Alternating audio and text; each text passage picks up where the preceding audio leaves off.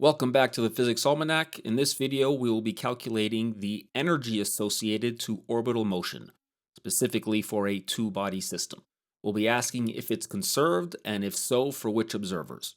I rated the physics level in this video as advanced, as there is some calculus involved.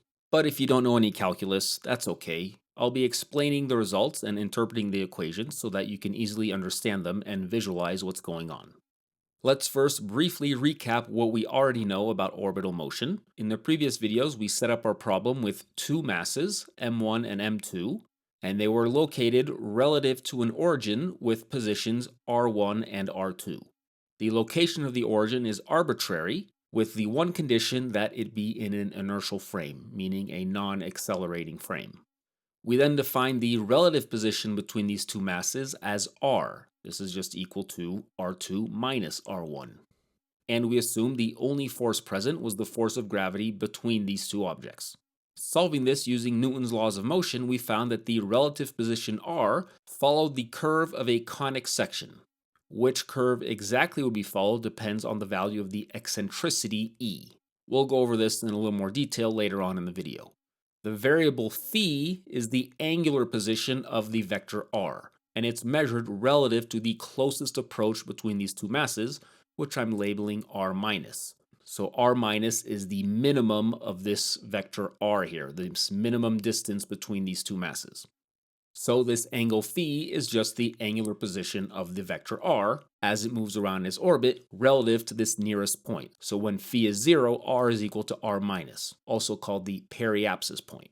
Along the way, we also found that the quantity r squared times d phi dt was a constant, which we called little l, because it turned out it was the angular momentum divided by the mass. Capital M is the total mass of the system, so it's m1 plus m2. Finally, we also found that the center of mass velocity is constant, so long as the observer is in an inertial frame. If you'd like to see in greater detail how we got these results, you can watch my videos on deriving Kepler's laws of planetary motion using Newton's laws. In the previous video, when we looked at conservation of angular momentum, we made a coordinate change, and we're going to do the same thing in this video. Instead of using the coordinates r1 and r2, we're going to use the center of mass position and the relative position. We can easily invert these equations to get r1 and r2 in terms of capital R, the center of mass position, and little r, the relative position. Okay, now that we've got the preliminaries out of the way, we can now move on to discussing and calculating the energy in this system. Energy is defined as kinetic energy plus potential energy, which I'm calling U. The kinetic energy is defined as 1/2 mv squared. Since we have two masses, we have kinetic energy for both. Now we just got to figure out what U is, the potential energy. Potential energy is defined as negative F dot dr, where this dot is a dot product, meaning it's going to pick out the parallel components between F and dr, the infinitesimal displacement. For our problem, the force is the force of gravity, so we can plug that in. Now the force of gravity only points in the r direction. So this dot product is going to pick out the component of the displacement that's in the r direction, meaning the direction of this vector here. dr is equal to dr r hat plus r d phi hat being the direction perpendicular to r. So this is the displacement along the r direction, and this term is the displacement perpendicular to it. Or really, it's telling you how much this vector is going to rotate with time.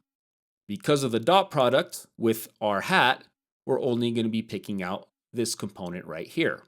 So our integral becomes this simple integral of 1 over r squared, which is negative 1 over r, plus an arbitrary constant, which by convention we pick to be 0. Now we know what the potential energy is, we can plug that into our energy equation. If you're finding this video useful so far, please take a quick second to like and subscribe, maybe share it with a colleague or a friend, and if you'd like to support the channel, there'll be a link to my Ko-fi page at the end of the video. You can also find it in the video description. Next, we're going to substitute in our coordinate change. v1 and v2 are just the velocities associated to r1 and r2. So in this coordinate change, you're just going to substitute every position, every r, with its corresponding velocity, its corresponding v. But notice this substitution is only going to take place in the velocity terms because our potential energy is already in terms of r, the relative position. Next, we have to FOIL out these two squared terms, and I'm going to group like terms together.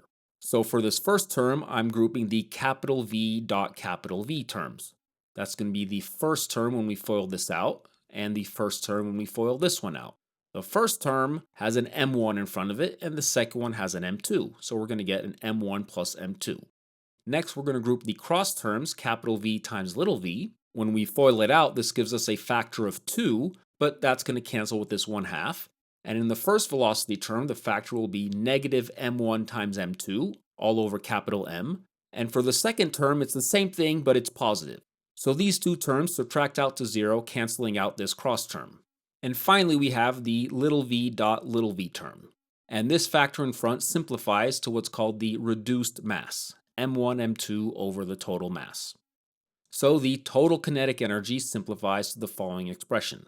All we're missing now is the potential energy. But before I do that, notice something. m1 times m2 is actually equal to the reduced mass times the total mass. You can see right here, if I just bring the capital M over to the other side, we have capital M times mu equals m1, m2. So since we're already using capital M and mu in our kinetic energy term, let's use that for the potential energy to get this final form for the total energy in the system. This first term involves the total mass and the center of mass velocity. This is just the kinetic energy of the center of mass of the system. These next two terms here involve the orbital energy of the system. So the way you want to think about this, imagine you have a box with total mass m. You don't know what's in the box. All you see is you have this box of mass m and it's moving at some constant speed v. Why is this speed constant? Because we're in an inertial frame. And we already found that from the point of view of an inertial frame, the center of mass velocity is constant. Then we look inside the box, and we see that inside the box we have two things orbiting around each other. And the energy associated to the motion inside the box is these two terms. It's got kinetic energy because they're both moving around each other, and it's got potential energy because they're attracted to each other by the gravitational force. We already know that the energy associated to the center of mass motion is conserved, as long as you're in an inertial frame, but what about the orbital energy inside the box? At first glance, this is not conserved, because the speed changes, and so does the distance between the two. So let's analyze this orbital energy. We know what it's equal to in terms of v and r, and notice that both these terms have a factor of mu in front of them, so I'm going to pull that out and call the orbital energy mu times epsilon. Epsilon is just the orbital energy per unit mass. We already know what r is. I showed that at the beginning of the video, so we can plug that in, but I'm going to do it later. We have to figure out what v squared is. V is the time derivative of r, and remember it's a vector quantity. Vectors have a length and a direction. Both of these will change over time. And taking this derivative gives us that the velocity, the vector velocity, equals r dot times r hat plus r phi dot times phi hat. Dot, by the way, is just a shorthand for time derivative. I covered this in my video on deriving Kepler's first law if you'd like to see it in more detail. This term accounts for the change in distance. This term accounts for rotation, or change in direction. But we don't want v, we want v squared, which is the magnitude of this vector squared. R hat and phi hat are perpendicular components, so this is just going to be r dot squared plus r phi dot squared. Now we're going to use the fact that we know the angular momentum is conserved, and we have this quantity little l equals r squared phi dot equals a constant. So phi dot is just going to be l over r squared. We can now substitute that into our v squared expression. Next, we have to figure out what r dot is, which is just the time derivative of the radial distance, not the vector, just the distance. We already know our expression for r, but we know it in terms of phi, so we're going to have to use the chain rule. Before I do that, I'm going to simplify this a little bit. Notice that r minus times 1 plus e shows up in this expression for L. So it's actually going to be equal to L squared, to get rid of the square root, divided by gm. So I'm going to make that substitution first. Now we have to take our derivative and use the chain rule. We first take a derivative with respect to phi, giving us this term right here. And finally, we have to multiply by the derivative of phi, which is phi dot. 1 over e cosine phi squared is going to be related to r squared. The term in the parentheses got squared, but the L squared over GM didn't. So we're going to have to divide by L squared over GM. We also know that phi dot is L over R squared. So substituting those two in, we get the following expression. And now we're going to get some nice cancellations. The R squareds cancel, and one of the L's cancels. So finally we get this simple expression for R dot. We now have everything we need to plug into V squared, giving us the following expression for epsilon, the orbital energy per unit mass. We now just have to simplify this algebraically. Notice that every term has a gm squared in it. Every term also has a 1 over L squared in it. And I'm also going to pull out the 1/2. The last term, the term representing the potential energy, doesn't have a 1/2, so when I pull it out, it's going to get multiplied by 2. And next I just have to square this 1 plus e cosine phi, giving us the following expression. We have a 2e cosine phi and a negative 2e cosine phi, so they subtract out. Then we have a negative 2 plus 1, so that's going to be negative 1. And here we have e squared sine squared phi plus e squared cosine squared phi. So this is just e squared. If I pull out the negative as well, I'm going to be left with 1 minus e squared inside the parentheses. And finally, I can substitute that L squared is gmr minus times 1 plus e. On top, we have a gm squared. On the bottom, we have gm, so one of those is going to cancel. And then 1 minus e squared is 1 plus e times 1 minus e. So the 1 plus e is going to cancel out, and we're going to be left with negative gm times 1 minus e over 2r minus. And that's our total orbital energy, which is constant. None of these terms in here are variables. Therefore, we've shown that the orbital energy is a constant, and if you're in an inertial frame, then the center of mass energy is also conserved. Therefore, the total energy is conserved from the point of an inertial frame. Next, I want to take a look at the orbital energy for different orbit types. Remember that our orbits are conic sections, and which curve is determined by the eccentricity. Since the orbital energy depends on the eccentricity, different curves will have different orbital energies associated to them. First, let's take a look at bound orbits. These are circles and ellipses. In this case, E is less than 1. If E is 0, we have a circle. This is just a special case of an ellipse. Taking a look at our expression for the orbital energy, if E is less than 1, then this entire term is negative. So bound orbits have negative energy, or negative orbital energy. In the case of bound orbits, the minimum radius can be written in terms of the semi-major axis. And notice something, any ellipse with the same semi-major axis is going to have the same energy. It doesn't matter what the eccentricity of the ellipse is. If the semi-major axis is the same, they have the same energy, assuming the two masses are the same. If the eccentricity is 1, then we have a parabola, and in this case, the orbital energy is exactly 0, meaning the kinetic energy exactly cancels out the potential energy. Whereas in the case of bound orbits, the potential energy dominates over the kinetic energy. The way we define our potential energy, it's always negative. And finally, if the eccentricity is greater than 1, then we have positive orbital energy, meaning the kinetic energy dominates over the potential energy.